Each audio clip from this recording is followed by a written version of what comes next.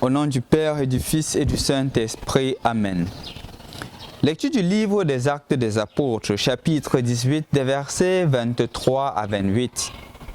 Après avoir passé quelque temps à Antioche, Paul repartit.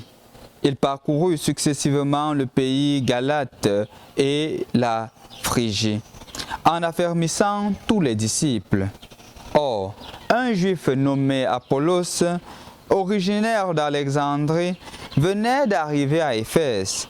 C'était un homme éloquent, possédant bien les Écritures. Il avait été instruit de la doctrine du Seigneur. Plein d'enthousiasme, il annonçait et enseignait avec exactitude ce qui concernait Jésus, mais il ne connaissait comme baptême que celui de Jean. Il se mit donc à parler avec exactitude à la synagogue. Il se mit donc à parler avec assurance à la synagogue. Mais quand Priscille et Aquila l'entendirent, ils le prirent à part et lui exposèrent avec plus d'exactitude la doctrine de Dieu. Comme il voulait se rendre en Grèce, les frères l'y encouragèrent et écrivirent aux disciples de lui faire bon accueil. Quand il fut arrivé, il leur rendit de grands services aux croyants par la grâce de Dieu. En effet, il refutait vigoureusement les Juifs en public en démontrant par les Écritures que Jésus est le Messie. Bonjour chers frères et sœurs dans le Christ, rendus au samedi de la 6e semaine du temps de Pâques, semaine qui s'achève parce que demain ce sera le dimanche de la 7e semaine et nous entrerons la semaine qui nous conduira à la Pentecôte. Nous sommes ainsi appelés à méditer sur 3 personnages, Priscille et Aquila et le personnage d'Apollos. En effet, chers frères et sœurs dans le Christ, on nous fait remarquer dans la première lecture d'aujourd'hui comment est-ce que Apollos était plein de zèle, était éloquent et justement il utilisait ses talents pour pouvoir évangéliser. On nous présente d'un côté Priscille et Aquila qui restent derrière, qui écoutent l'enseignement d'Apollos. Et ils se rendent compte d'une chose, que l'enseignement d'Apollos est bon, c'est éloquent, c'est attirant, mais ce n'est pas complet. Et justement, puisque ce n'est pas complet, ils appellent Apollos à côté et ils l'instruisent. Chers frères et sœurs dans le Christ, je voudrais qu'aujourd'hui nous appesantissions sur l'instruction. On parle clairement de l'instruction que Priscille et Aquila ont donnée à Apollos. Constatons une chose, c'est que Apollos est éloquent. Éloquent, il a un don que Priscille et Aquila probablement n'ont pas. Et de par son éloquence, il a une foule qu'il draine derrière lui.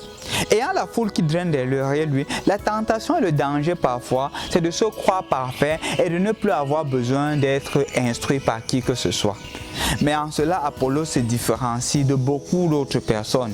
Il accepte l'enseignement de Priscille et d'Aquila. Et justement, il se meuble davantage de connaissances pour avancer.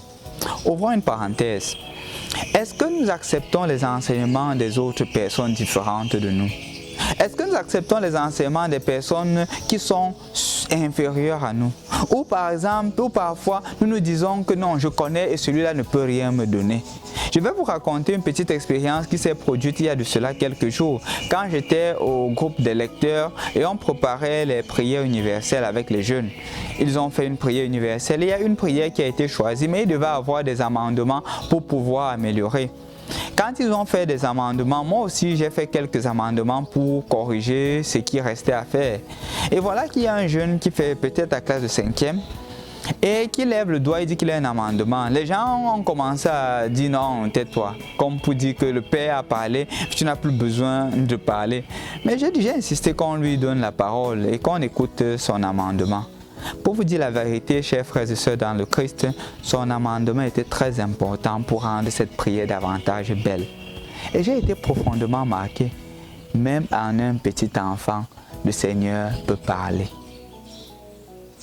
Parfois, on simplifie les autres.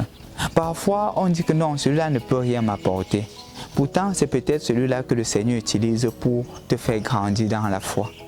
Peut-être c'est celui-là que le Seigneur utilise pour te faire devenir une personne meilleure. Mais puisque parfois nous sommes pleins de nous-mêmes, on met ta personne de côté. Je crois qu'aujourd'hui, le Seigneur est en train de t'inviter, le Seigneur est en train de m'inviter à être davantage humble et à te dire et à me dire que même un enfant peut m'enseigner, même un petit enfant peut m'instruire, même mes enfants à la maison peuvent m'instruire. Ce n'est pas que je connais. Parfois dans des foyers, on se met à dire que non, ma femme ne peut rien m'enseigner. C'est pour cela que le deuxième jour de la neuvaine à l'Esprit Saint que nous abordons, que nous continuons aujourd'hui, parle de l'Esprit Saint qui pense et guérit les blessures de la vie familiale. Peut-être une des blessures, c'est l'autosuffisance de chaque personne. Le père s'autosuffit, la mère s'autosuffit, les enfants s'autosuffisent et on croit que tout le monde connaît, on ne veut pas apprendre de l'autre.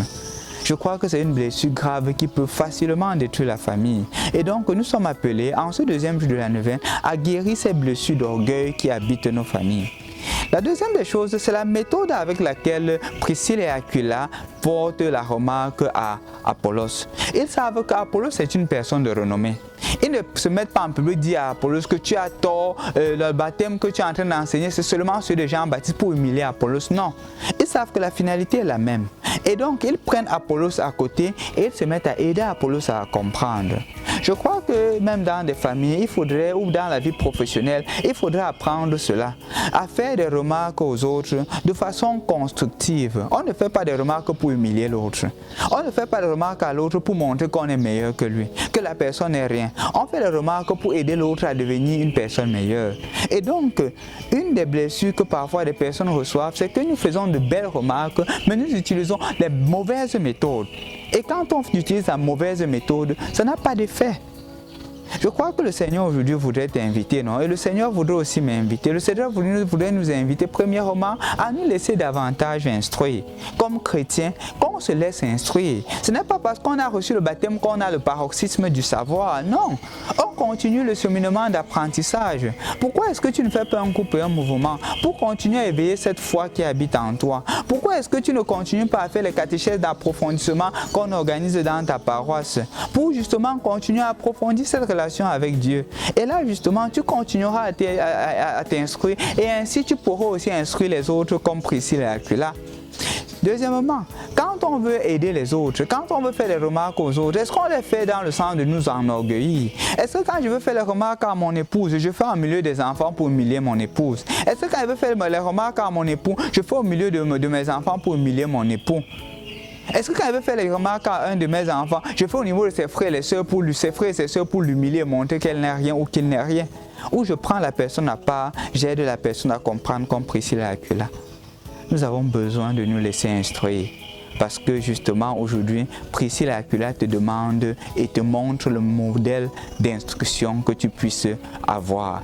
Et Apollos te fait comprendre que tu peux aussi être humble pour te laisser instruire par qui que ce soit. Au nom du Père et du Fils et du Saint-Esprit. Amen.